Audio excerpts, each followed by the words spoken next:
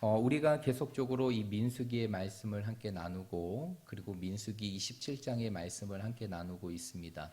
여러분, 이 민수기 27장의 말씀은 이미 40년 동안의 광야의 시간들을 보내고 출애굽 1세대가 다 광야에서 죽음을 맞이한 이후에 하나님께서 새로운 세대인 출애굽 2세대를 통해서 가나안 땅의 입성을 준비하게 되는 그 과정의 말씀을 기록하고 있는 것이 바로 27장의 말씀이에요.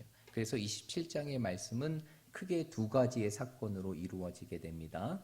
우리가 지난 시간에 살펴보았던 슬로보앗의 딸들의 요구, 그 아버지가 죽었음에도 아들이 없다 함으로 기업의 분배를 갖지 못하는 그 슬로보앗의 딸들이 이제는 모세와 그리고 제사장과 온 회중을 향하여서 우리 아버지에게 주어지는 그 분깃을 요구하는 말씀의 사건이 첫 번째 말씀이고, 그리고 또 하나의 사건이 바로 무엇이냐? 오늘 우리가 읽었던 이 본문의 말씀인 이제는 모세가 그 지도자의 자리에서 내어나 이제는 하나님께서 모세를 이어갈 수 있는 새로운 지도자인 누구를 세우게 하시는 것입니까?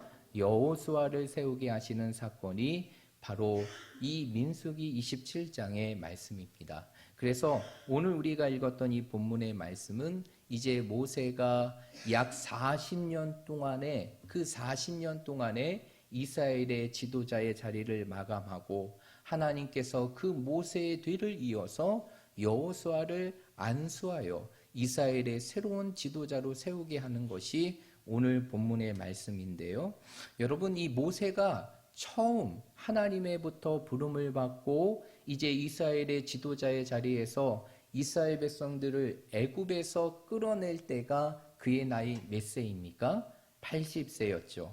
80세였던 모세가 약 40년 동안의 이스라엘의 지도자의 사역을 감당하고 마지막 120세의 나이에 느보산에서 죽음을 맞이하게 됩니다. 그런데 오늘 본문의 말씀은 모세가 죽기 전에 있었던 사건의 내용을 기록한 것이 오늘 본문의 말씀인데요. 그런데 오늘 본문의 말씀에 보면 단순히 여호수아의 계승만을 말하고 있는 것이 아니라 모세에 대한 이야기가 담겨져 있어요. 그 모세에 대한 이야기가 바로 무엇이냐? 그가 40년 동안 온 힘을 다하여 이스라엘의 지도자로 섬겨왔지만 결국 모세는 어느 땅에 들어가지 못하게 됩니까? 가나안 땅에 들어가지 못하게 되죠. 그 모세의 심정이 어떨까요? 40년 동안 정말 하나님의 부르심을 받고 온전히 그 일을 위하여 수고하고 달려왔는데 한순간에 자신의 잘못으로 인하여 자신이 그토록 꿈꿔왔던 그 가나안의 축복을 잃어버린 그 모세의 심정이 어떨까요? 오늘 본문의 말씀은 이러한 모세가 왜 가나안 땅에 들어가지 못하게 되었는지를 오늘 말씀 속에 말하고 있는데, 하나님께서는 왜 모세가 그 축복의 땅, 그 약속의 땅, 그 가나안 땅에 들어가지 못하게 되었음을 말씀하고 있습니까? 그 내용이 14절에 나와 있는데 우리 14절의 말씀 한번 읽어보겠습니다. 시작. 이는 신광야에서 회중이 분쟁할 때 너희가 내 명령을 거역하고 그 물가에서 내 거룩함을 그들의 목전에 나타내지 아니하였음이나 이 물은 신광야 가데스의 무리바 물이니라. 아멘. 14절의 말씀에 보니까 이 말씀만 보게 되면 왜 모세가 그 가나안의 축복을 받지 못하게 되었을까요? 결국 그의 행위를 통해서 무엇이 나타나지 못하였기 때문입니까? 하나님의 거룩함이 나타나지 못하였다라고 얘기해요. 여러분, 이 모세가 실수를 하게 되는 사건이 어디에 나오게 되느냐면 민수기 20장에 나오게 됩니다. 민수기 20장 8절부터 12절의 말씀에 보면 그들이 출애굽한 이후에 가데스에 도착하게 됩니다. 그 가데스에 도착한 이후에 이스라엘 백성들이 모세를 향하여 무엇 때문에 원망하게 됩니까? 목마름으로 인하여 원망을 하게 돼요. 그 광야의 시간들을 걸으며 하나의 물도 머금지 못하는 그 이스라엘 백성들이 그 타오르는 광야 속에서 목마름으로 인하여 이 모세를 향하여 원망하게 되죠. 그런 가운데서 모세가 어떻게 하게 됩니까? 하나님께서 분명히 그 모세를 향하여 반석을 명하여 물을 내라 라고 말씀했음에도 불구하고 이러한 이스라엘 백성들의 원망과 불평을 이기지 못하고 그 감정의 분노함으로 그 반석을 향하여 명하는 것이 아니라 그 반석을 어떻게 하게 됩니까? 치게 되는 것이죠. 그러한 것이 결론적으로 이러한 모세의 행동이 결론적으로 하나님의 무엇을 나타내지 못하게 됩니까? 거룩함을 나타내지 못하게 되고 결국 그로 인하여 모세는 그 40년 동안 꿈꾸었던 그 가나안 땅의 그 모든 소망을 잃어버린 채 그 땅을 밟지 못하고 죽음을 맞이하게 되는 것이 오늘 본문의 말씀이에요. 그러면서 이제 자신의 그 마지막의 죽음을 알게 된 모세, 그 모세는 어떠한 마음을 품게 되느냐? 오늘 17절의 말씀에 보니까 이렇게 말하고 있습니다. 17절의 말씀 읽어보겠습니다. 시작. 그로 그들 앞에 출입하여 그들을 인도하여 출입하게 하사 여호와의 회중이 목자 없는 양과 같이 되지 않게 하옵소서. 아멘. 오늘 모세가 하나님께 뭐라고 얘기합니까? 이제는 하나님께서 나를 대신할 수 있는 한 사람을 이스라엘 가운데 세우게 하셔서 이 이스라엘 백성들이 회중 없는 무엇과 같이 목자 없는 양과 같이 되지 않게 해달라라고 하나님께 간구합니다.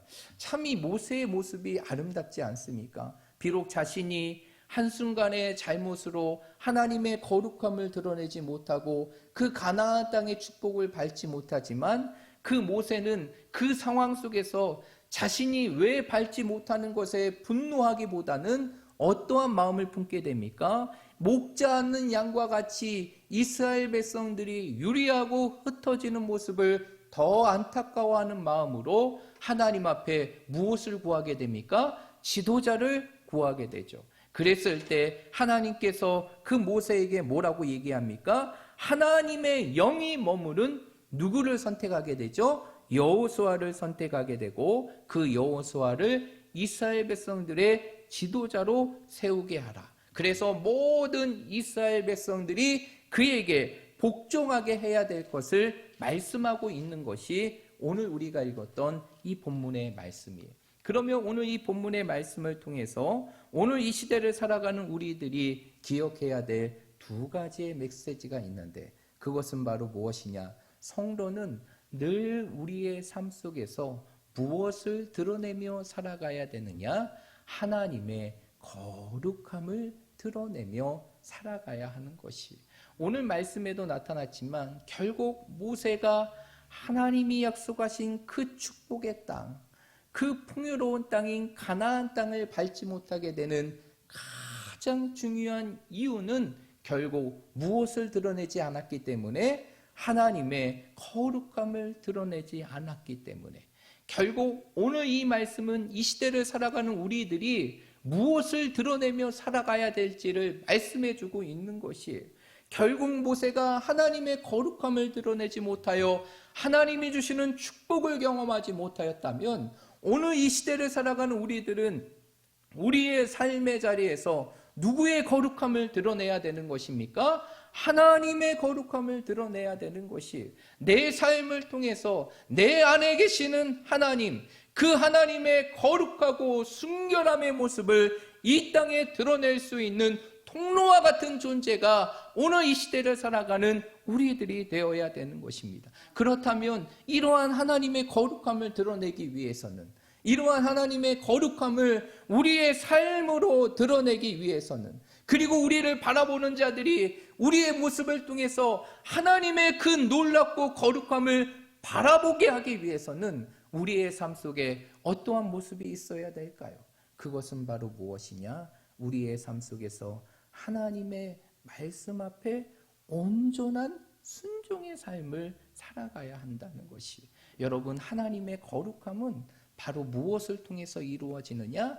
하나님의 말씀 앞에 순종으로 이루어지게 되는 것이, 그 순종의 삶이 하나님 앞에 하나님의 거룩함을 드러낼 수 있는 삶이 된다는 것이죠. 이것은 결국 우리의 삶 속에서 모든 하나님의 말씀 앞에 내 자신을 온전히 순복하고 그 말씀을 따라 순종하는 것이 결국 하나님의 거룩함을 드러낸다는 것입니다. 내 감정보다, 그리고 내 판단보다, 그리고 내 생각보다, 그리고 내 기준보다 무엇을 먼저 생각하는 것입니까? 하나님의 말씀을 먼저 생각하고 그 말씀 앞에 내 자신을 온전히 굴복시키고 내려놓고 그 말씀을 따르는 그 순종의 삶이 결국 우리를 이 땅에서 하나님의 거룩함을 드러낼 수 있는 삶이 된다는 것입니다.